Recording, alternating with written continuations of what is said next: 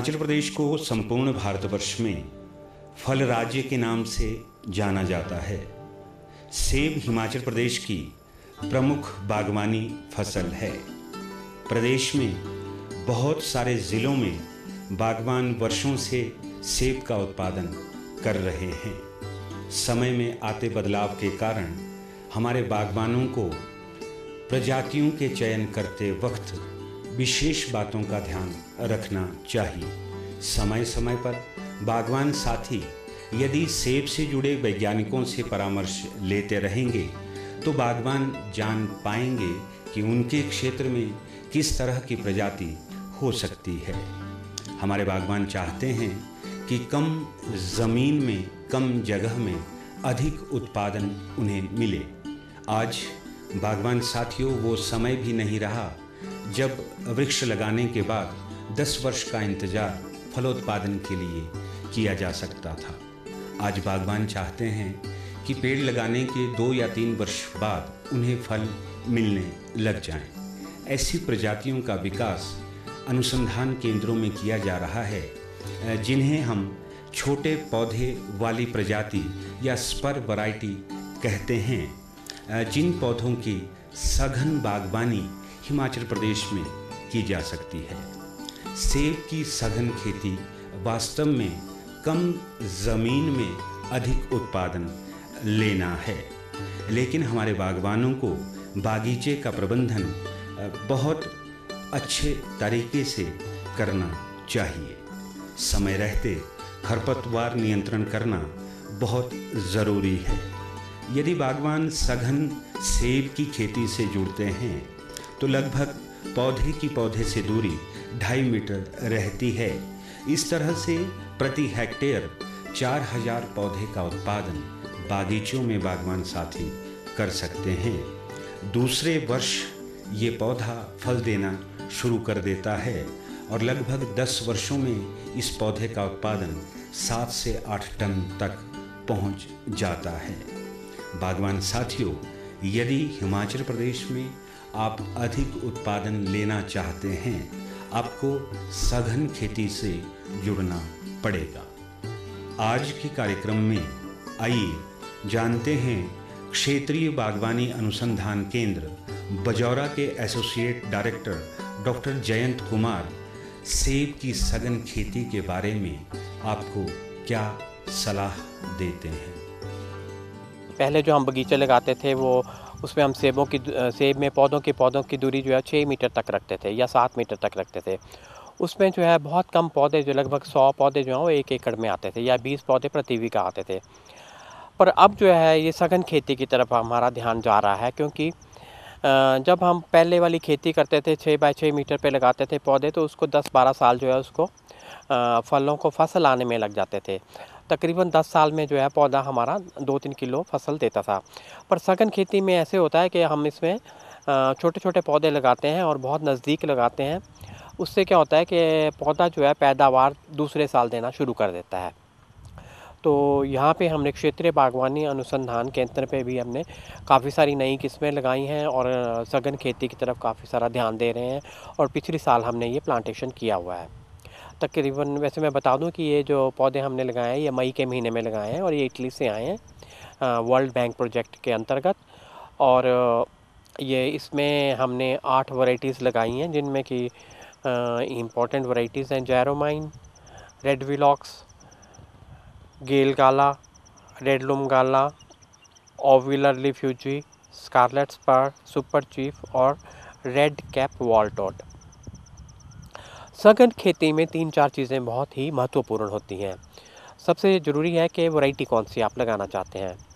तो हमारे जो किसान हैं वो एक तो नई वैरायटीज़ लगाना चाहते हैं और जिनकी पैदावार अधिक हो और जल्दी रंग आए और उसके फलों का आकार वगैरह अच्छा बनना चाहिए, लंबूतरे होने चाहिए। तो नई वैरायटीज़ जो हैं हमारे पास 2 किस्म की हैं। एक तो है स्टैंडर्ड वैरायटीज़ जिनके पौधे बड़े होते हैं, और दूसरी वैरायटीज़ हैं हमारी बौनी जातियाँ, जिनको हम स्पर वैरायटीज़ बोलते हैं, जिनके पौधे छोटे होते हैं। जिनके पौधे बड़े होते हैं वो जो वैरायटीज़ हैं वो हैं रेड विलॉक्स और जैरोमाइन, और पॉलिनाइज़र के रूप में हम जो प्रयोग में लाते हैं वो है गाला, जैसे कि गेल गाला, रेड लूम गाला या फिर एज़टेक फ्यूजी। स्पर वैरायटीज़ तो वो हैं हमारी सुपर चीफ, स्कारलेट स्पर्टू, ओरिगन स्पर्टू और रेड कैप वॉल्टोड। सेब के पौधे का जो आकार है वो रूट स्टॉक या मूल वृंत के ऊपर निर्भर करता है, और काफ़ी सारे रूट स्टॉक ऐसे हैं जो बहुत ड्वार्फ होते हैं, जिनको हम ड्वार्फ बोलते हैं, या बहुत बौने होते हैं। तो M9 जो रूट स्टॉक है वो सबसे बौना होता है, और इसके ऊपर जो पौधा है वो लगभग 2.5 से 3 मीटर की ऊंचाई तक जाता है, और फैलाव भी इसका बहुत ज़्यादा नहीं होता, तकरीबन 1 मीटर दोनों साइड होता है, 1 मीटर एक साइड 1 मीटर दूसरी साइड, या आधा मीटर।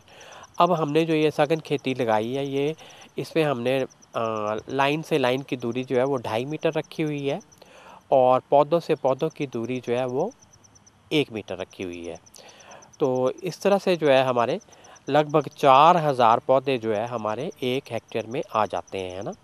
या फिर हम कह सकते हैं कि लगभग 325 से 350 पौधे तक प्रति बीघा हमने पौधे लगाए हैं, और ये जो पौधे हैं हमें ये दूसरी या तीसरी साल में फसल देंगे। तो इस तरह से जो है ना हमने इनको पौधों को लगाया है। जैसे मैं बता रहा था कि M9 जो रूट स्टॉक है वो सबसे बौना होता है, इसकी ऊंचाई 2.5 से 3 मीटर तक जाती है। इस पे हम जो है स्पर वैराइटीज़ नहीं लगा सकते, हम इसके ऊपर स्टैंडर्ड वैराइटीज़ लगा सकते हैं, क्योंकि स्पर वैराइटीज़ जो है वो इसके ऊपर बढ़ोतरी नहीं करती हैं। जो दूसरा रूट स्टॉक है वो है सेमी विग्रस, जिसके पौधे थोड़े बड़े होते हैं, वो है MM106। MM106 के ऊपर जो है ना हमने ये स्कारलेट स्पर्टू और ये सुपर चीफ ये है, और रेड कैप वॉल्टोड जो है ये हमने 106 के ऊपर यहाँ पे लगाए हैं। तो इसके ऊपर जो पौधा है, अगर हम इस पे स्टैंडर्ड पौधा वैराइटीज़ लगाते हैं, जैसे जर्मैन लगाते हैं, तो ये 4-5 मीटर तक चले जाता है। अगर हम स्पर वैराइटीज़ लगाते हैं तो ये 2.5 से 3 मीटर के ऊपर रुक जाते हैं।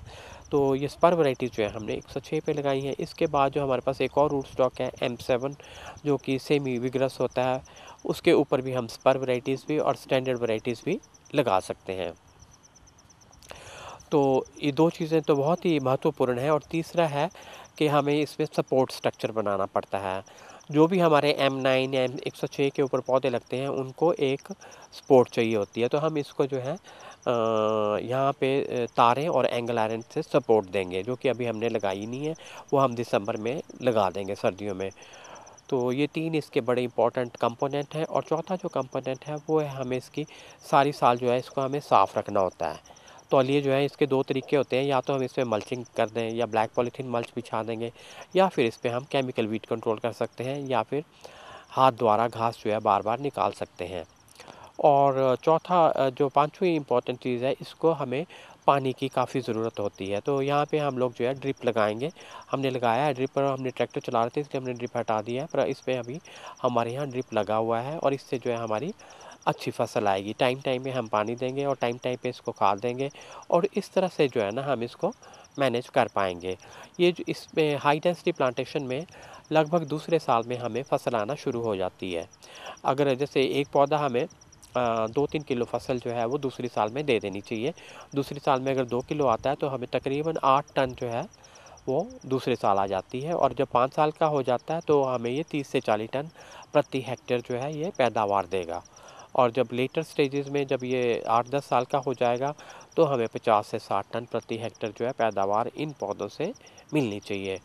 तो सघन खेती का बहुत फ़ायदा होता है कि हमें दूसरी से तीसरी साल में फसल मिलना शुरू हो जाती है, जबकि बड़े बगीचों में हमें 10 से 15 साल में फसल आना शुरू होती है, क्योंकि हम पहले 7-8 साल तो उसके स्ट्रक्चर बनाने पे लगा देते हैं, इसमें स्ट्रक्चर बना ही होता है।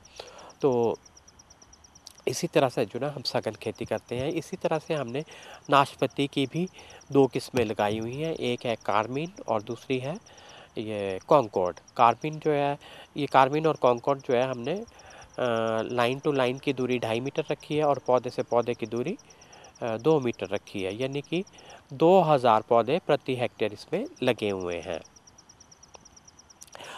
ये नाशपाती की भी पैदावार जो है, नाशपाती का जो रूट स्टॉक है या मूलवृंत है वो जो है BA29 है। तो इसके ऊपर भी पौधा बहुत बड़ा नहीं होता, ये 3 से 4 मीटर होता है, और ग्रोथ कम होती है। ये भी दूसरे से तीसरे साल हमें फसल देना शुरू कर देते हैं। तो इस तरह से जो है ना हमने इनको लगाया हुआ है। अगर कोई किसान भाई अपने इस तरह की खेती करना चाहता है तो उसको पहले ज़मीन की तैयारी कर लेनी चाहिए सर्दियों से पहले।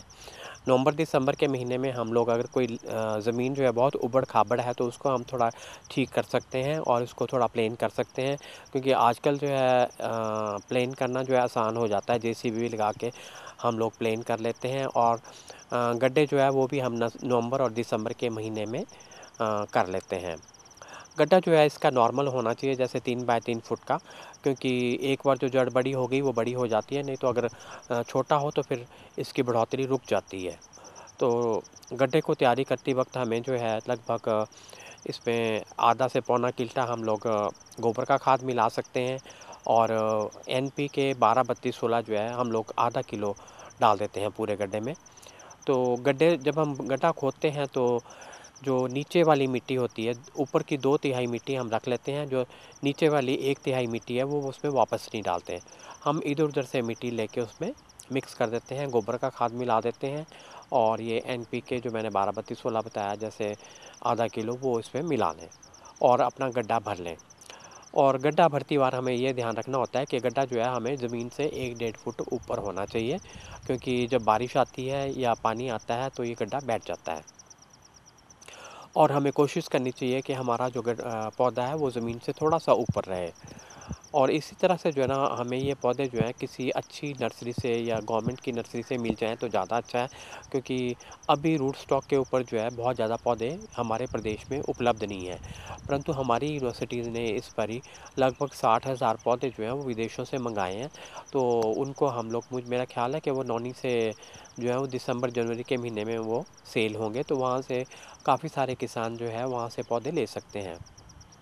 और ये पौधों की जो स्पेसिंग है या डिस्टेंस है ये हमें अलग-अलग रखना पड़ता है। जैसे मैंने बताया आपको कि अगर पौधा अगर विगरस वैरायटी हो, जैसे जेरोमाइन है, रेड विलॉक्स है या टॉप रेड है या वांस है, अगर ये हो तो M9 के ऊपर अगर हमने लगानी हो तो हम इनको 2.5 मीटर रखते हैं लाइन से लाइन की दूरी, और पौधे से पौधे की दूरी जो है लगभग हम 1 से 1.5 मीटर तक रख सकते हैं। और इसी प्रकार अगर स्पर वैराइटीज़ हों, जैसे ये स्कारलेट स्पर 2, ओरिगन स्पर 2 या सुपर चीफ हों, तो हम इनको M9 के ऊपर नहीं लगाते, इनको हम MM106 या फिर M7 के ऊपर लगाते हैं। तो लाइन से लाइन की दूरी हम फिर भी 2.5 मीटर रख सकते हैं, और पौधों से पौधों की दूरी जो है वो हम 1 से 1.5 मीटर रख सकते हैं।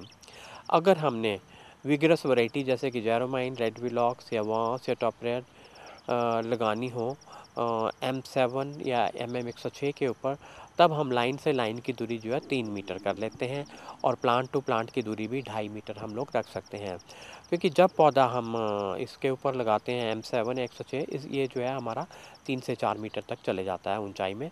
तो हमें ये ध्यान रखना होता है, जो भी हमारा डिस्टेंस या स्पेसिंग है ये सारी निर्भर करती है रूट स्टॉक और वैरायटी के ऊपर। अगर हमने स्पर वैराइटीज़ लगानी हो ये M7 या MM106 के ऊपर, तब हम इसका डिस्टेंस लाइन से लाइन हम 2.5 मीटर रख सकते हैं, और पौधे से पौधे जो है 1 से 1.5 मीटर हम लोग कर सकते हैं। तो ये तो था डिस्टेंस के बारे में। अब जैसे कई जगह जो है कुछ किसान जो है MM111 भी रूट स्टॉक यूज़ करते हैं। 111 जो रूट स्टॉक है वो थोड़ा सूखे को सहन करने की क्षमता रखता है। तो 111 के ऊपर दोनों वैराइटीज़ लगा सकते हैं हम लोग, ये स्पर वैराइटीज़ भी और स्टैंडर्ड वैराइटीज़ भी। स्टैंडर्ड वैराइटीज़ अगर हमने लगानी हो तो डिस्टेंस हम लोग ज़्यादा देते हैं, जैसे लाइन तो हम 3 ही मीटर रखेंगे, और पौधे से पौधे का डिस्टेंस भी हम लोग 2.5 से 3 मीटर कर सकते हैं।